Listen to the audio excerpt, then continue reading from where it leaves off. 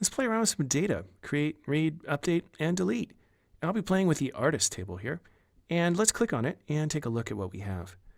Now, it's kind of weird because here it says about 100, as if it's not sure, which I don't quite understand.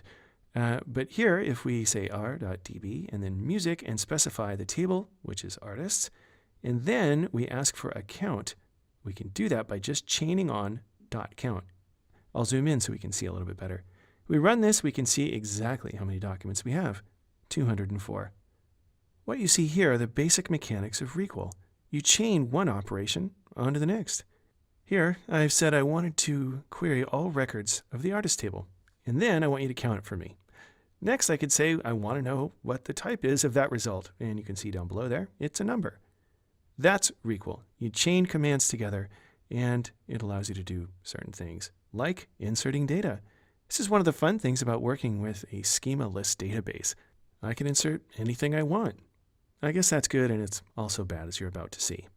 Okay, have a look down below here, and this is the response that we get from RethinkDB. It tells us that one record was inserted, and also that it generated a key. That key is a GUID, or a universal unique identity. If we had supplied an ID value, it would have inserted that instead. Okay, now what I can do is I can run filter. I just replace insert with filter and the specification of my name, and there's the document. If I want to delete it, I can filter and then delete. Notice that all I had to do is chain delete on the end of the filter command. All right, now I can insert another document. Let's say my title here is plural site author. After all, I deleted myself. That wasn't very fun. And then boom, we have the same result that comes back to us. One inserted and one brand new key. We can take that key and we can use it yet again in a different function. I can say go and get the document with this ID. Now that I have that document, I can do things to it, like replace the entire contents.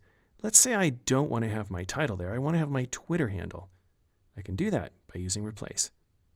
Whoops, or not. Have a look down below.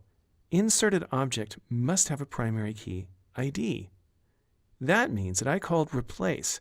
But when you call replace, well, it doesn't quite know what you mean. Even though we asked for get above, well, it should really replace everything, but it doesn't. In order to do this properly, you have to make sure that the entirety of the document goes in. In other words, everything will be swapped out, so I have to specify the ID here, and the name, and my Twitter handle. Running this, there we go, you can see that one document was replaced. And that's what we wanted to see.